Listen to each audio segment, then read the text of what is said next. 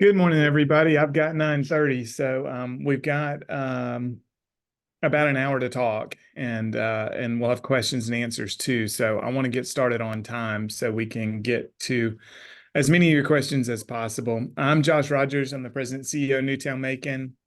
I'm going to be tag teaming this with our CFO, James Fritze, who's on too. Um, and I know this is probably a lot to handle on a Monday morning, but we're going to try and make it as interesting and fun and easy to digest as possible with a difficult topic. Um, none of us have a crystal ball, so we don't know what's coming next. And the best we can do is tell you what we do know now. And if James and I knew with any degree of certainty what was going to happen, we'd be Warren Buffett and Charlie Munger instead of sitting here at Newtown. So we are not sages, but we've done some research on this, and we've both been through more than one recession. So we're going to try and tell you from our experience and from our research what we think is going to happen, and then what the best practices are to react to those. Yeah, and Emily just pointed out, if you've got questions, simply because we want to keep we've practiced this, we know how much time the slides are going to take, but to make sure we get through with everything in the time we've got allotted, if you will, please type your questions into the chat, and then we'll start going through those at the end.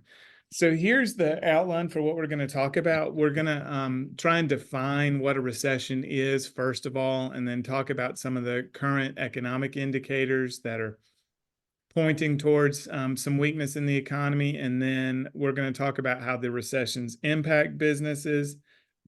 And then there really are two aspects to responding to that, because you can't lead a successful business if your household finances are falling apart, and vice versa. So for those of you who are depending on your small businesses to be able to provide for your livelihoods for you and your family, they're inextricably intertwined. So we're going to talk about both some strategies you can use in your household and personal finances to survive a recession, and then how your business can do the same.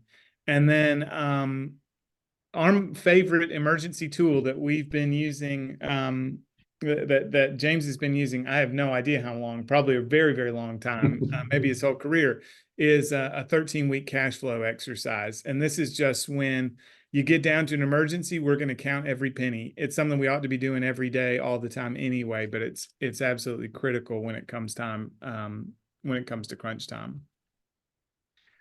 So what is a recession?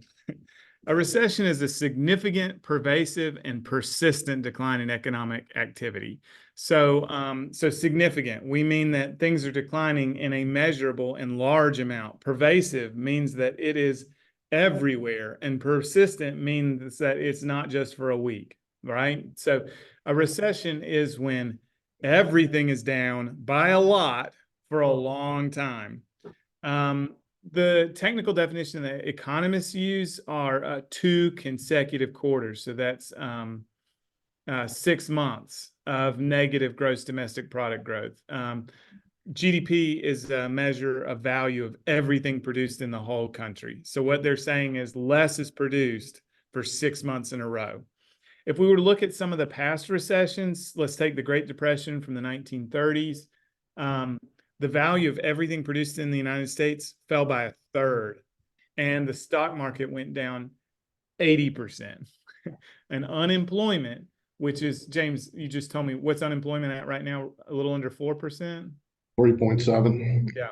So right now, unemployment is 3.7%. So of all the people who want to work in America, almost 97% of them have jobs.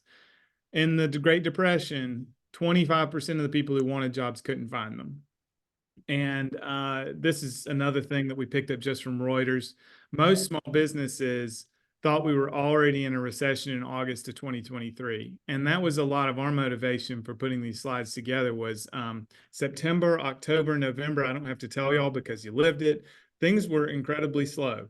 The holidays were a great boost. But we're all pretty worried about what January and February looks like. They're normally down 30% anyway.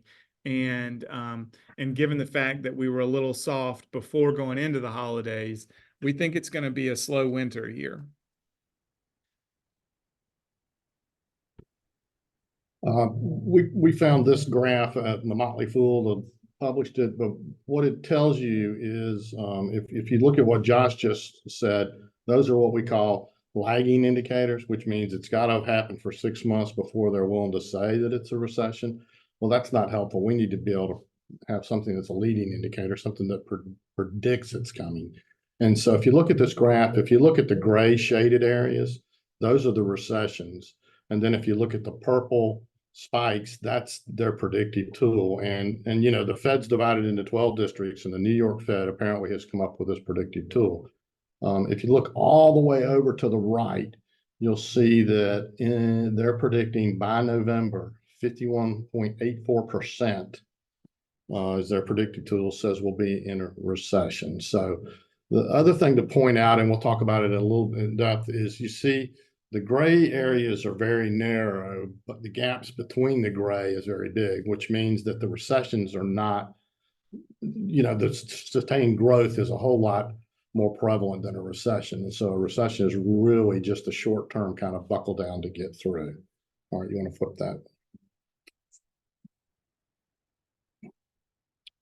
And so if you remember on the previous graph, it showed 51.4, and any time the predictive tool's gotten over 32%, they have without fail predicted a recession. And so the thought is, and if you believe interest rates and CD rates and all that, is that they're probably not going to call it a recession until later this year. But I don't think that helps any of us because, as y'all know, January and February are typically significantly down. The thing that we want to mention and be cautious of is that we're not sure that it's going to come back like you normally see late spring or cherry blossom or any of those things. So we want to be prepared because the leading indicators are saying that they're not even going to really call it a recession till November, but that means we've already had 6 months or so worth of recession activity.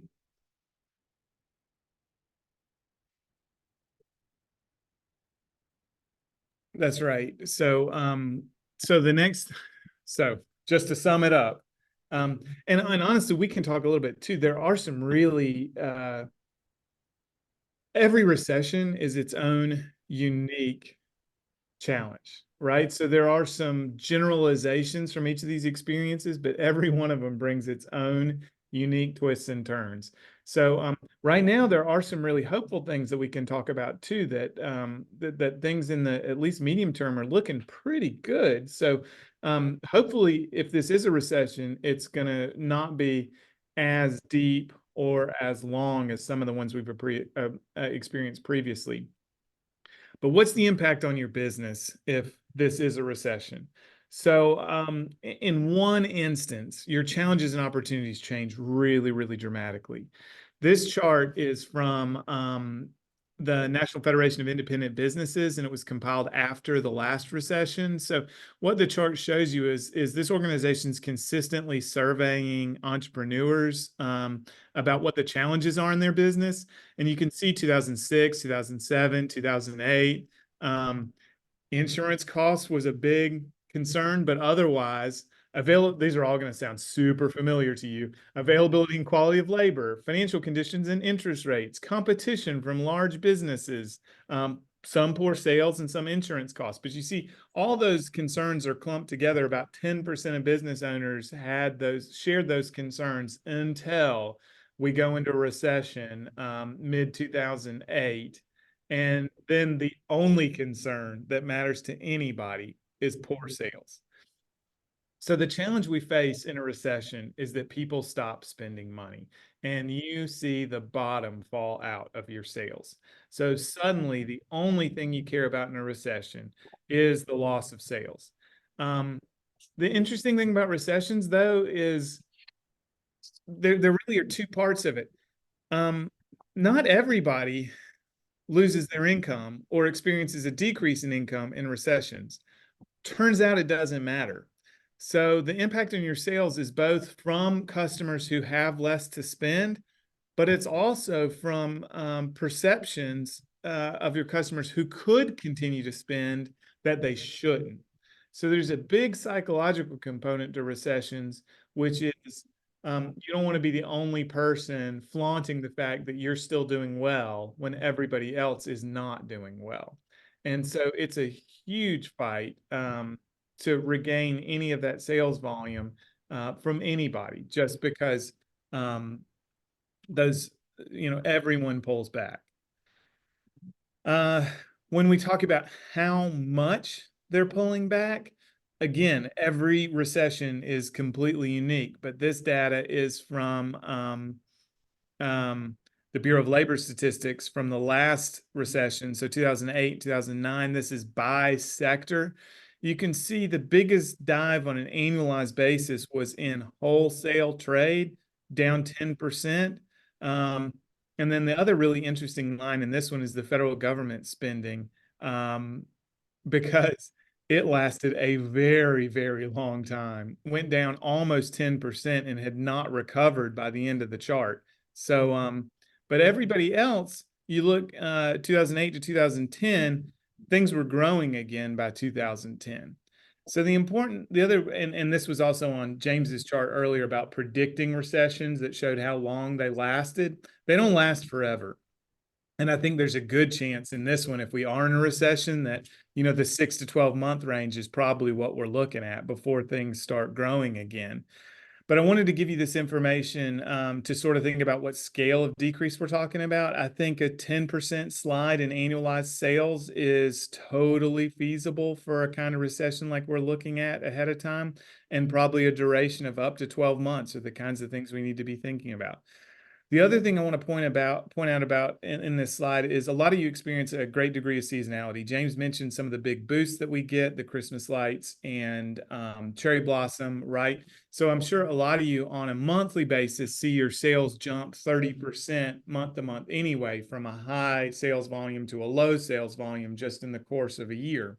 Well, when we're talking about 10% annualized decrease, really one of the things that we've got to keep conscious of are in our months where we're super tight anyway, where the January and February's of the year where things are super skinny anyway. We're talking about lopping 10% off there too. So it's the peaks and the valleys that experience that drop. And that's something we've got to keep conscious of.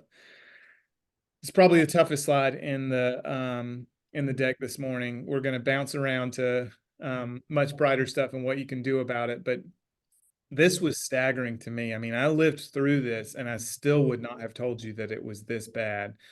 But this is again from NETS. It was a study that was done after the last recession.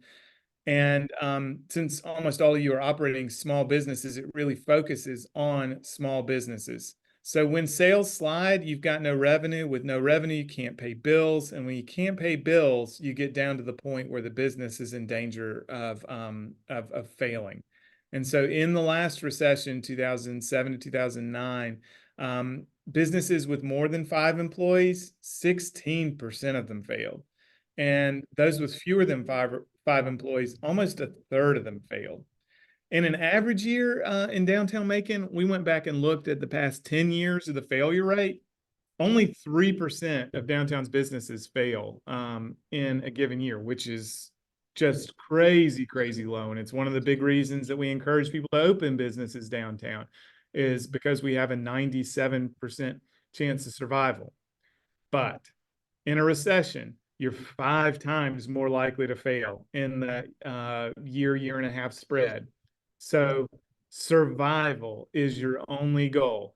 You've got to make decisions on an emergency basis that are focused on one thing alone, which is getting your business to the other side of the recession.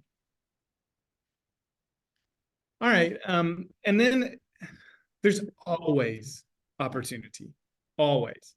It's just in a recession, those opportunities change. And many of you have pivoted multiple times in the time that you've been open in downtown. So you're good at watching and listening and responding to your customers, because preferences change over time. And if you don't change over time, your business doesn't keep growing. But looking at things that sell well during recessions, repair services sell incredibly well. So people are much less likely to upgrade their homes, so they're not moving. they're much less likely to upgrade their vehicles. So what they're focused on is maintaining the homes and vehicles they already have.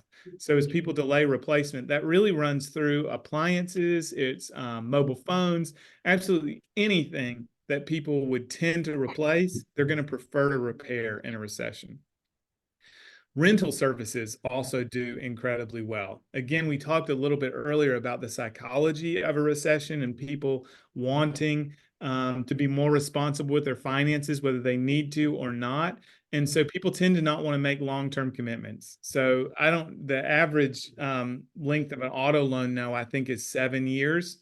People typically aren't going to want to make a 7-year commitment to installment payments in a recession. So anything that can be rented, from homes, automobiles, appliances, goods and services, those kinds of things, rental services do incredibly well in recessions. Groceries also do well. So anybody who's selling groceries is going to see a boost in a recession. You may think that's surprising at first, like, aren't people pulling back? Well, yeah, but maybe Emily, you could Google this and chime in, but Americans spend a huge percent of their budget on food, on eating out. I think it's a third of household incomes goes into a third of the money that people spend on food, they spend on eating out. So what happens in a recession is people eat out less and they eat at home more. So for those of you who own and operate restaurants, that's a big warning sign, right? Is groceries are going to do better, but that's because people are eating out less.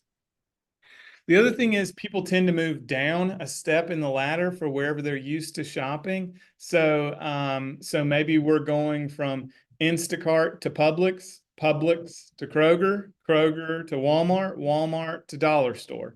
So across the spectrum of earners, wherever, Whole Foods, Fresh Market, somewhere on there too, people are moving down at least one tier. There you go. 29% of Americans eat out once a week or more. So, I mean, that's a huge amount of money that people are spending eating out. The bargain discount tier is pretty much in every sector. So I picked groceries as an example just because that's what we were on previously, but it's not just there. Everything you can think of to shop, people tend to shop within their income demographics in all stores, right? And so what you see is them move down a tier in every one of those. And then the last thing that tends to do really, really well are financial services. Advisors, accountants, economists, they're all in incredibly high demand because everybody's got questions. What's my secret to surviving this recession? How long will it last, James? Well, we've had 12 of these recessions since World War II. And as you see in the slide, 9 of them have failed to reach a year, and none have surpassed 18 months. Whereas we've had expansion periods of over a decade long. So if there's any good news in this, is that we just have to be prepared to survive for a year. I know that sounds daunting, but I feel like that's good news. I feel like that's something that's attainable. You know, if we were coming in here and telling you need to survive 3 or 4 years, you'd have to pivot your whole business model. But I think inside a year, if we're diligent and careful, we can do that.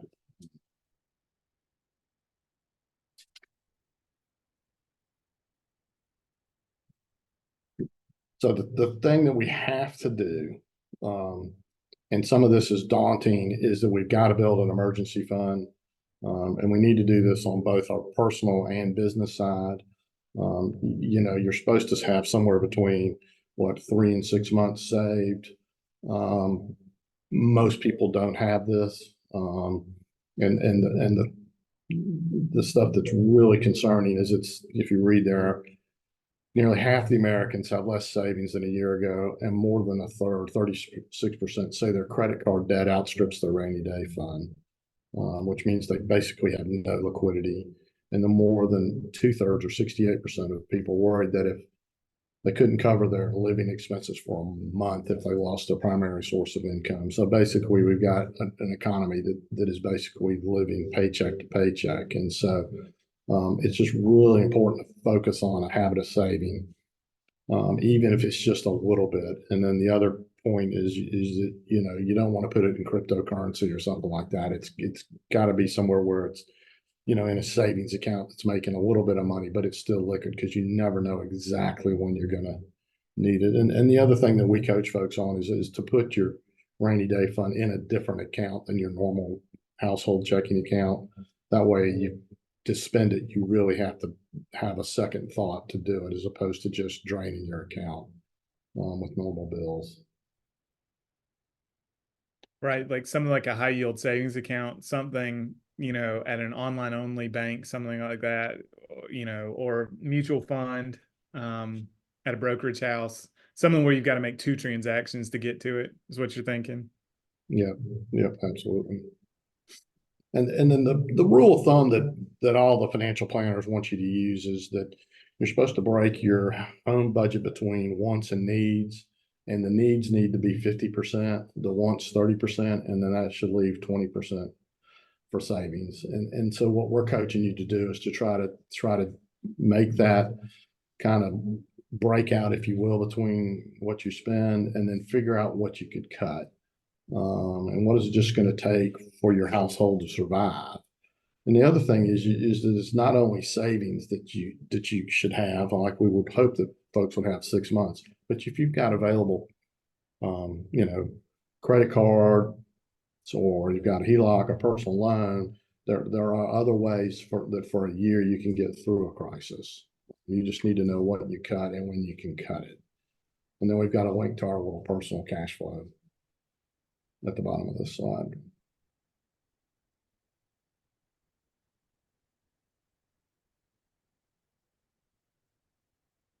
And this just helps you. This is just our standard form that just helps you get organized between what you need to spend and what you want to spend and where it's going. And this just, you pull your bank statements and your credit card statements and just try to categorize what you spend on a monthly basis versus what you spend on an annual basis. And we really recommend using a personal financial software. I guess Monarch right now, Josh, is the preeminent one that folks are using since Mint's going away. Yeah, we recommended Mint for over a decade because it was free and incredibly user friendly, but it is shutting down in March. And so right now, I switched all my stuff over to Monarch. It's $100 a year. You Need a Budget is another one that's really good that I've not used before. It's around the same cost. So unfortunately, this personal budgeting software is we're not aware of one that's available for free that does everything you need to do, but all those systems use artificial intelligence to categorize your transactions ahead of time. So instead of, you only have to build your budget once, like this little sheet that James has posted, and Emily just put a link in the template that you can download and use at home in the chat. So check that out. But you only have to do that once. Once you figure out what your income is, you do your 50-30-20 split, and then you type that into Monarch once, and then it will automatically program your transactions every month as you spend money on your debit or credit cards and track those against your budget. It's a really incredible tool that takes a lot of the pain out of doing what you got to do to take care of your money.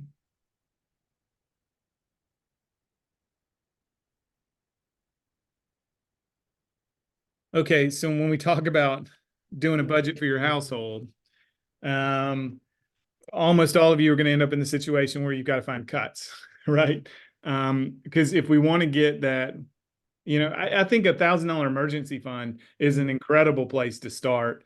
Eventually, we want to get to 3 or 6 months, but the only way even to get $1,000 in an emergency fund is to spend less than you make, which means we've got to find places to cut.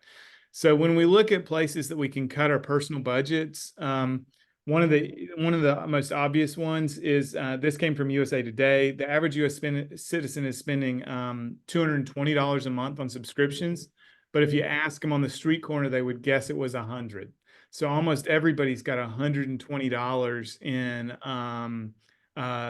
subscription costs that they don't know about and that they probably aren't using effectively. So I hate subscriptions altogether, but they are a really sneaky way that corporations get a tremendous amount of money on you that you're not getting value out of.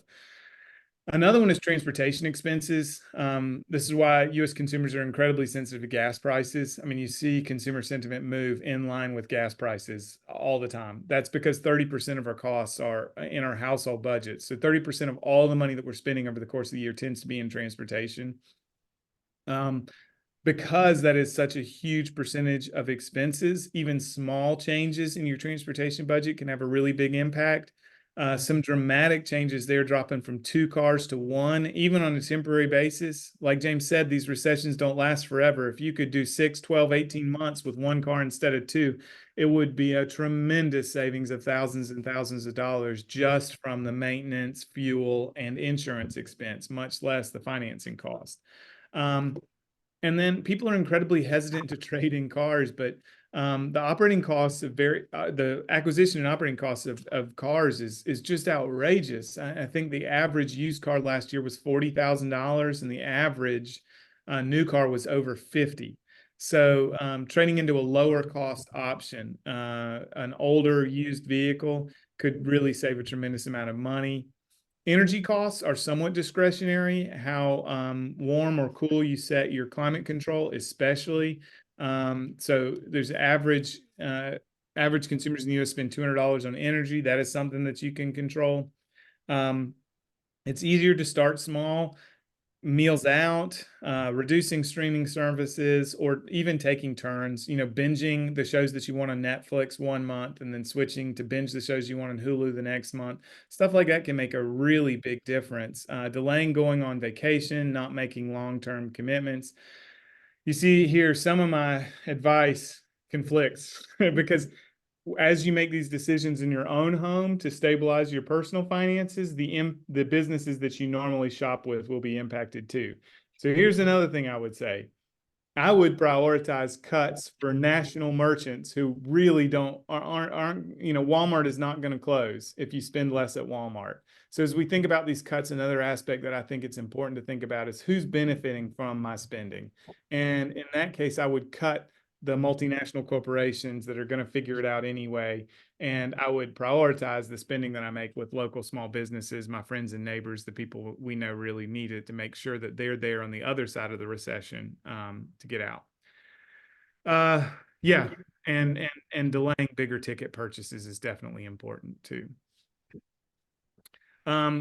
The other side of your personal finances is the income side. So as we talk about reducing spending, there are also options to boost your income.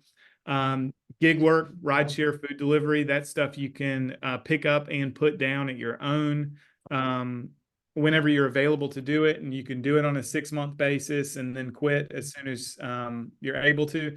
So, I mean, this is the kind of thing where if you need $1,000 emergency fund, you could think of that coming entirely from gig work. So I'm not going to change anything on my employment or expense side with my personal budget, but I'm going to do enough rideshare work to save up $1,000. Roommates, Airbnb, those are also good options. One of the only dependable strategies I see, for people who are in a real cash crunching crisis is plasma sales. That's incredibly, hate to be at the point where you sell your bodily fluids, but the medical industry is always short on these life-saving platelets anyway. And so it is actually a really good thing to be doing for people in general. They're going to pay you around $80 for a plasma donation, which I think you can do twice a week. They're first-time bonuses at all the places that collect it. And then they'll resell it to you at the emergency room for God knows how much, Aaron, $10,000 probably. But it's a fine way to get some immediate cash. It's one of the only dependable ways that I know that most people can participate. And then if you're lucky enough to have any personal belongings that don't have sentimental value and do have financial value, it could be a good time to turn to and I buy a lot of clothes on eBay, and Anna uses Depop and Etsy. So especially among Gen Z, they're a lot more environmentally conscious and they're interested in vintage clothing. And It could be that you just have stuff in your closet that you're not wearing that really has some serious financial value to post and resell. So those are all ways that you can make a little extra money to be able to bridge you through these challenges.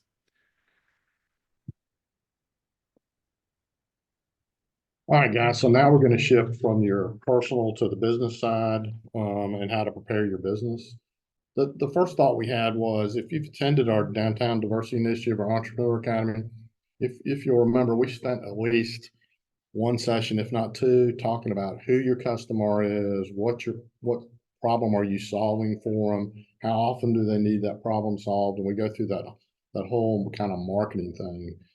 So I think this is a really good time for you to sit down and say, all right, who's buying my products? Is it the same person that I thought of when we first started this business, or has it shifted a little bit? Or have I had to pivot? And when I built this business 5 years ago, or 3 years ago, or 2 years ago, did I think somebody else was going to buy it as opposed to who's buying it now? Because if you flip that side, if you'll remember, we did these avatars where we went through and said, okay, who I'm going to sell to is a 47-year-old male and a 43-year-old. Josh, flip that side. If y'all remember, we went through and did this and said, who's going to buy it? How much are they going to buy? What do they want? Why do they want it? And so forth and so on. So it seems to me it would be a good time to try to figure this out, because if it's somebody you think that may not be, or who you didn't see over Christmas, or who you didn't see in the fall, it might be a chance for you to think about how to pivot to a new customer, a new avatar. So kind of a marketing sort of retrospective review.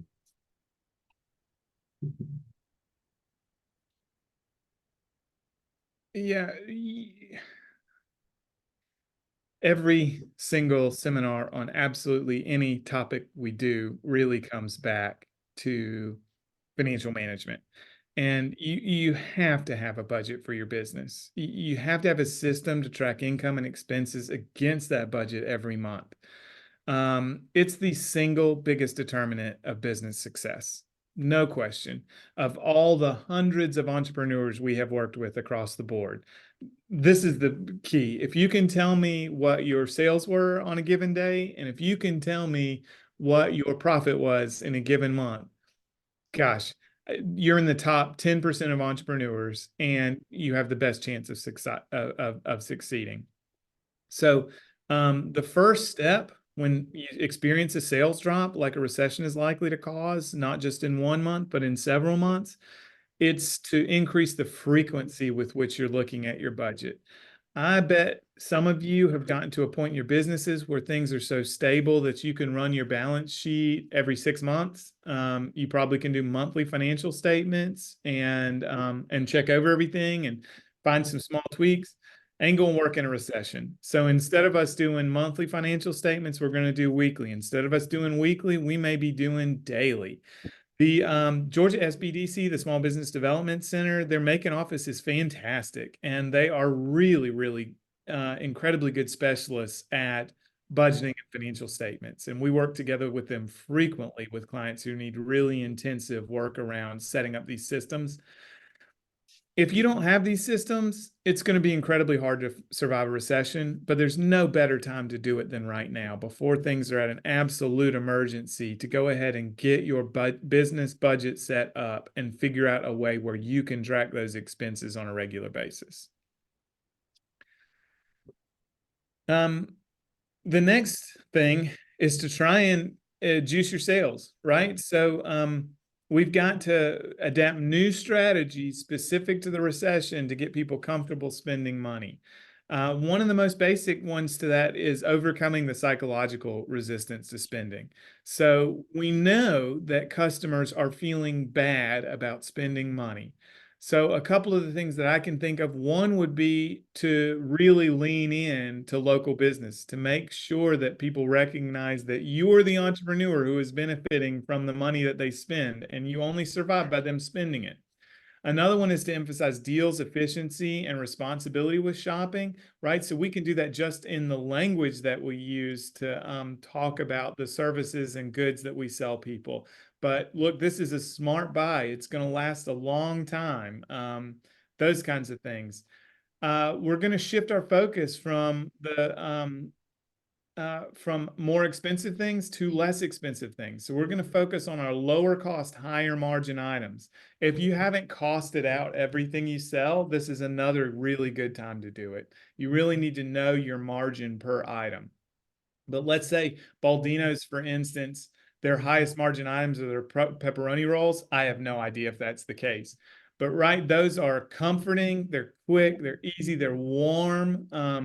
That's definitely something that seems recession ready. So instead of people spending a $7 on a sub where we're going to make $1, if they spend $3 and we make $1.50 off the pepperoni roll, that's where we're going to focus our sales strategies in the recession. You can't resist the way consumers feel. You'd like to just shake them sometimes and say, hey, your income hasn't gone down at all. Why are you spending less? But you can't ignore it. You've just got to lean into that consumer sentiment. Some of the other ideas that we saw that worked in the last recession were bundle discounts. So putting things together. Recession specials, right? So specifically having like a blue plate special every day at your restaurant that's prefixed, that's going to a prefix menu in general. That's something that's not really caught on in this country, but a prefix menu would be like a drink, an entree, and a dessert for one bundled price. And we're going to market that as a recession special. Anything that's going to make people feel more comfortable and escape from the stress of recession. And then smaller splurges. People may not be taking a $10,000 trip to Disney World, but could you get them to come out for a special evening downtown for a prefix menu meal, right? So anything we can do to, or staycation, could we maybe take a couple of nights at Woodward and enjoy a staycation in downtown Macon? Those kinds of things really work because, again, everybody is looking for those opportunities to move down. That creates opportunities for people who are here. Oh, there we go. Emily just posted a fried bologna sandwich. There you go. It was fun, creative, and cheap, and I'm sure it sold like hotcakes. So you just got to recognize where your consumers are and recognize that that's different from where they have been. Oh, yeah. So the last recession, 2007, 8, and 9, I was at Historic Macon. We were doing we were rehabilitating historic homes in Bells Hill. We had a huge number of vacant lots. And before the recession, where we had lost historic homes, before the last recession, we could get private for-profit home developers to build on those empty lots. So we knew if we took care of the historic houses, somebody else would take care of the empty lots. Well, when we went into the last recession, that industry collapsed and there wasn't a single speculative developer who wanted to come build a new home. That became a huge challenge for Historic Macon because nobody wanted to move into the historic home we had fixed next to 3 vacant lots that were covered with weeds.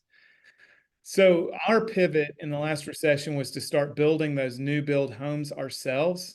It ended up having an enormous and durable positive impact on Historic Macon because we dramatically increased the pace that we were moving through Bells Hill and getting that neighborhood completely revitalized.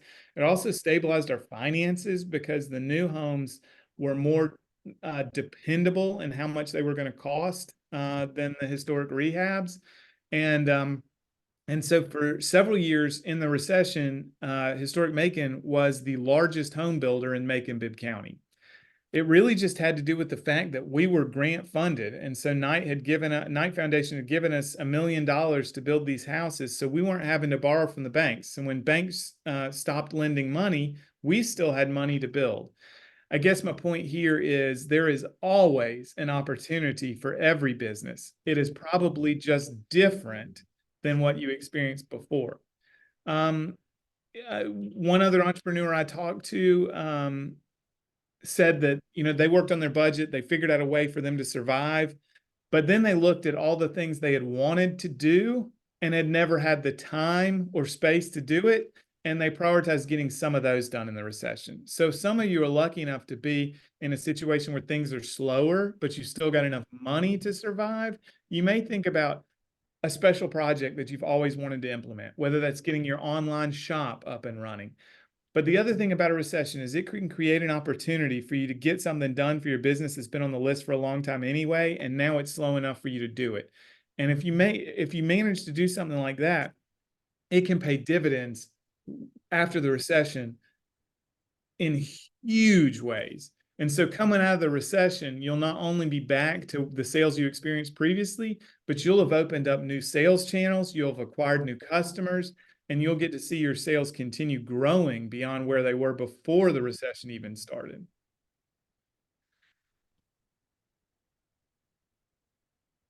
This James? slide gave me shivers because we talked about this so much during COVID. If all Yeah. y'all that were with us during COVID, remember this was part of our weekly discussion.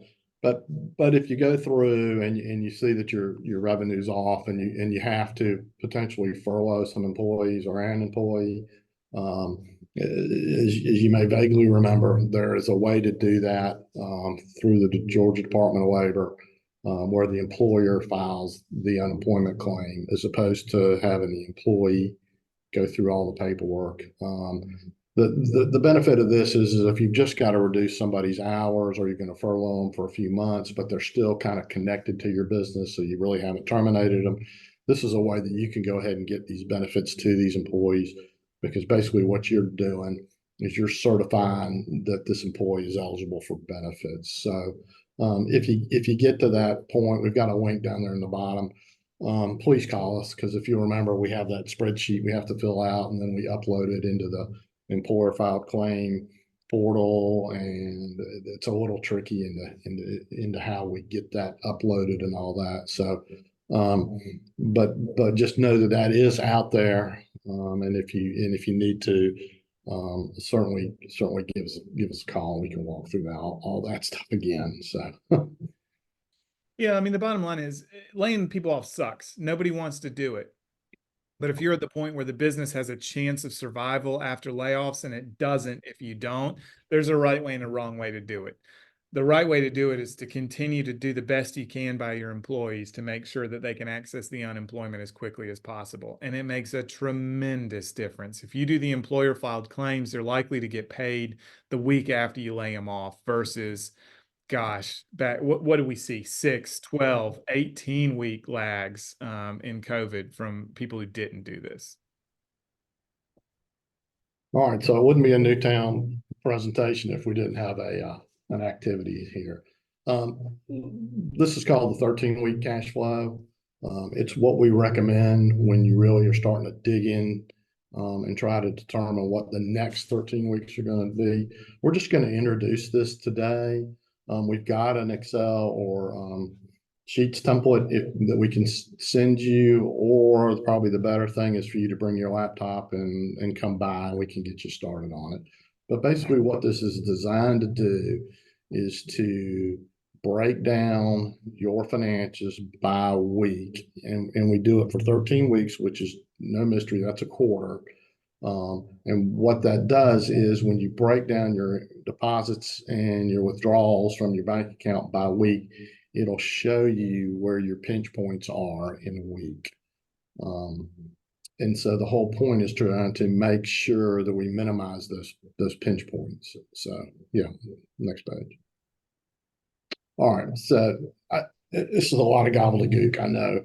But if you look across the columns, we've got time going week 1, week 2, week 3, week 4 through week 13, and then a total. And then if you look, we put the beginning balance in column 1, and that says that at week 1, that person had $25,405 in their bank account, and then they deposited $15,000. And then they bought some inventory and they paid some labor. So they spent $6,778. And so at the end of the day, the 15 minus 67 is 82. And then they paid a bunch of bills. And so by the end of that week, they only had $15,000. And as you see, you can see how the fixed expenses they got rent, they've got insurance, they've got taxes, all these things kind of play out from week to week to week. And what happened is we're projecting this person started with $25,000 and they're going to end up all the way in the bottom right with a negative $1,880. And so what this shows you is it gives you a view looking forward of where you're start to get into trouble so that you can make changes ahead of that. So if you go to the next one. And what we do is we take 3 months of historical. So we ask you to get three months bank statements and break them down by week. And so what we're saying is, 3 months prior to this projection that we did in the previous slide, the business started with 8,461, had deposits, spent money.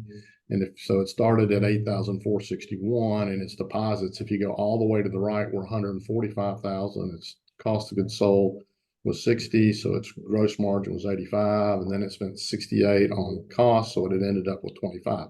So in a normal quarter, you would expect this business to make about $17,000. If you'll remember what we showed you, we thought the projection was not going to do so well. So yeah, go to the next page. And so what we're trying to do is to get you to look at your fixed expenses, right? So your rents, your utilities, your insurance, your taxes, your loan payments, and try to figure out where they hit in your month. For example, rent's probably due on the 1st. And we focus on the fixed ones because they don't vary with your sales or revenue, right? They're just the stuff that goes out and you have to pay it. Okay. And so we've got a little tab in our template that allows you to go in.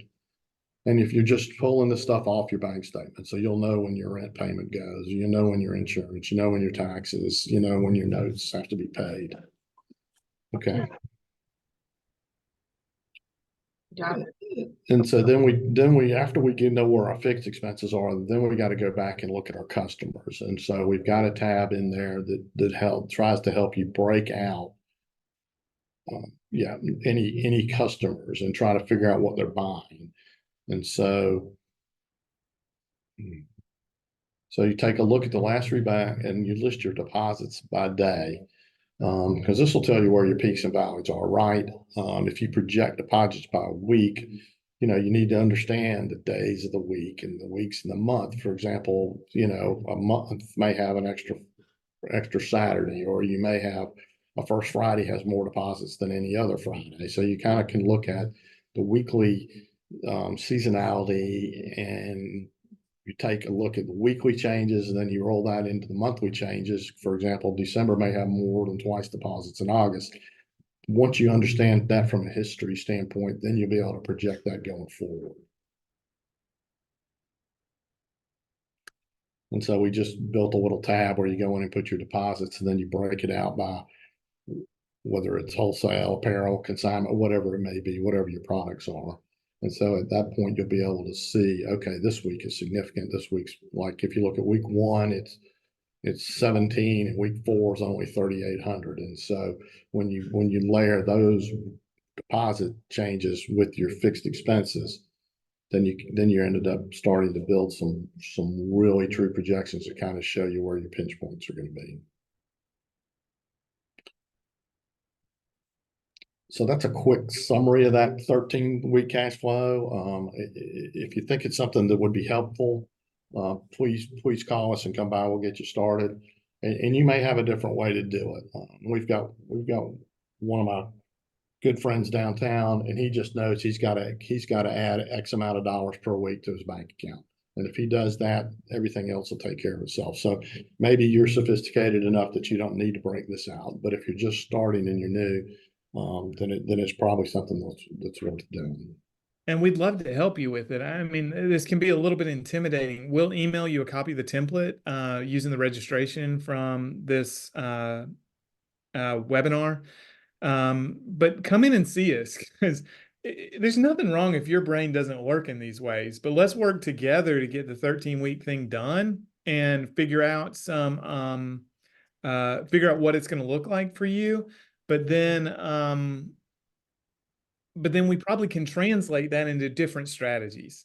So you're not going to have, if your brain doesn't work in spreadsheets, we're probably not going to push you into a situation where you've got to do the spreadsheet to be able to figure out if you're surviving or not. It's like James said, a lot of times we can find a proxy and we can just say, look, you got to make a $5,000 deposit. If it's less than $5,000, that number is what you're going to be short. There's almost, we had a client who just thought in t-shirts. We figured out that their break even was 80 shirt sales a week. So the only metric they track in their business is shirt sales with hash marks. There's almost always a proxy. So if you come in and talk to us, you're not going to doom yourself to a life of Excel, although James and I really enjoy it. So if you turn out to enjoy it too, that'd be even better. But we probably can find a way using Excel to get a system that works for you in your business. The other thing I want to point out, if you looked at the 13-week projections that James shared, that business was only $1,800 short. Well, missing your rent by $1,800 pushes you immediately into that situation of an existential crisis, whether this business is going to survive or not, or the landlord's going to kick me out. But if you know 6, 8, 12 weeks ahead of time, I'm going to be $2,000 short. Well, now every strategy we just talked about is good enough. If I've only got to find $2,000 over 8 weeks to be able to survive, it's just incredibly important to know what that number is and to know it soon enough to do something about it. So, summary of today's class, and we've got about 9 minutes for questions. We're pretty certain that sales are going to soften in 2024. It's not going to be just downtown. It's going to be the whole country. You can call people in North Macon, you can call people in Atlanta, you can call people on the West Coast. We think everybody is going to have a softer 2024. We don't think we're going to knock down a 10% sales growth like we have been doing year over year for the past several years. Cash flow is king at home and at work. You've got to have more money coming in than money going out. That's always been true, but it's never been more important than it is right now. Now is the time to plan. Not too many of us are in a crisis position yet, but they will pop up all of a sudden. If what you've been doing is worked and worked and worked, and all of a sudden you're $2,000 short on the day that rent's due, whew, that's a whole different level of stress than taking the time to plan right now. The businesses that don't plan and don't have a way to track their cash flow and expenses, there's a good chance they're going to fail. It's just a much higher stakes situation than it would be in a normal time. 13-week cash flow plan is a great tool. It's one of the ones we turn to most consistently for businesses in crisis. And then please reach out sooner rather than later. NewTown is here. We are free. We work with hundreds of entrepreneurs. It's almost impossible that you are going to bring us a problem we haven't seen before. We're going to treat you with kindness and confidentiality, and we're going to help however we can. So please come see us as soon as you can if you have a problem or a challenge or an opportunity. We love them all. It's super fun to work on this stuff with y'all. The other thing I want to say is downtown Macon got through COVID with more storefronts occupied than before COVID. And we did that because we stuck together. There aren't a lot of communities of entrepreneurs like this, and not every city is lucky enough to have a NewTown available for free to help. But the way we're going to get through this is together. So we don't have all the answers, but as you share solutions with us, we will share them with your fellow entrepreneurs. So no matter how stressful and difficult this gets, we are going to be here. We are going to work together, and we are going to find our way through it. And we're going to end up with a stronger, more vibrant downtown by working together. So the same strategies that have gotten us this far, they're going to carry us through whatever crises are around the corner. So I don't want you to worry about that. We are going to figure this out together. Does anybody have any questions we could chat with for the last few minutes?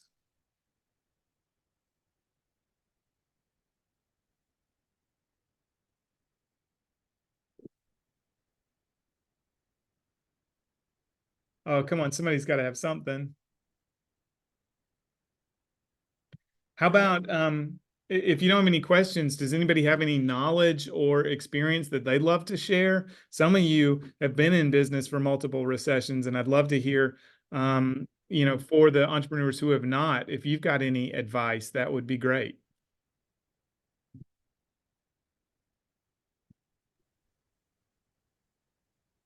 Scott had a question in the chat. Can you use QuickBooks Cash Flow Simulator? Ooh, James is shaking his head yes, so he's Yeah. familiar with it. Yeah, no, it actually works really well. So if you're already signed up for QuickBooks, they've got a cash flow simulator built in that may be a really quick shortcut instead of having to go into Excel and do this. Basically does I'm the not same sure it thing. breaks down by week. Scott, does it break down by week? I think it's a monthly thing.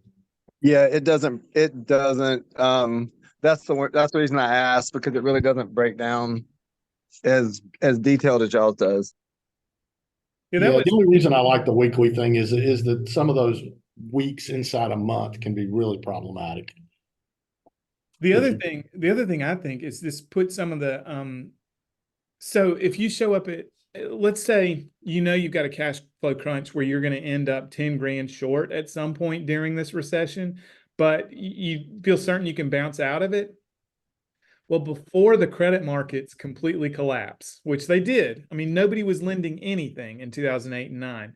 For you to be able to go in now and say, look, I know I have this $10,000 problem 8 weeks out, but here's my plan for how I'm going to get through it if you were able to loan me the $10,000, whether that's opening a credit card, a line of credit, home equity line, or coming to NewTown for one of our loan products.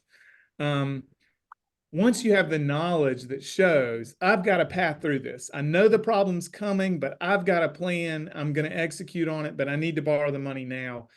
You borrow the money when times are good. When times are bad, nobody's loaning to you. So that's another thing about that 13-week cash flow too, is predicting a challenge when you still have options and opportunities with how to deal with that challenge, instead of, oh no, I don't have the money and rent's due. You're not going to borrow money that day. Any other questions or comments? Emily, you got something? I just wanted to emphasize what Josh was saying, that we sometimes there's a misconception that NewTown only funds startups, but we do have a whole suite of financial products. So we can do microloans, lines of credits, and things like that. So if that's something you realize through doing your exercises talked about today that you may need, please talk to us about those options. Yeah, I mean, the cool thing about being us is we're private and we're unregulated. So it's not even like, I mean, really, we deal in challenges and opportunities. When you show up and work with us transparently, we're going to try and help you seize the opportunities and meet your challenges. And if it's a financial product from us, that'll do it. Or if we can find one cheaper, easier, and faster from one of our partners, our loyalty is to try and make sure you stay in business and keep growing. Dennis had a question in the chat. What is the best way to separate business from your home budget? He sometimes finds himself combining the two, and they're trying to find the best way to invest in the business. Yeah, there's an easy answer there. They can't be combined at all. Yeah, that's a great question. I think the first thing you do is make sure you have a personal bank account and a work bank account, and then you consciously move money between the two. That way, when you go through and do these little budget tools we've thrown, you can say, all right, out of my business account, I put this many personal, and I should be able to track those deposits over into my personal checking account. Or if I had to take money out of my personal account and invest it back in the business, you can see all those to and froms, as opposed to just paying your mortgage out of the business account, and then it gets really kind of muddled. So kind of a quick, short, dirty answer. Yeah, I mean, I think that's right. You got to have a budget for each of them. And then the transactions that happen between them need to be organized and intentional. So if you budget for the business to be able to contribute $500 back to the home, that needs to be happening once a month. And it needs to be the only transfer that goes between those bank accounts. So step one is two completely separate bank accounts. And step two is organized, intentional, and budgeted transfers between the two. That happens a lot in startup businesses. Is the accounts are commingled. To keep growing, you got to get them separate. two separate bank accounts. Any other questions? Coming up on 10:30. We want to make sure we end on time. Well, thank you so much, the NewTown team. Absolutely everyone in the office contributed to pulling this off, as usual. We only work as one complete organism. But thank you to all you who attended. I hope you will let us know how and when we can help. We love working on these problems. We have to solve them for NewTown. Solving them for you is the fun part of the job. So please let us know how we can help. And I am certain whatever comes next, we're going to get through this together. So I appreciate all of you immensely, and the things y'all are doing for downtown. And this past weekend looked great. So hopefully this will be a slight, small, and brief recession, and we'll all get through it and we'll keep growing. Thank y'all. Thank you, guys. Thank you.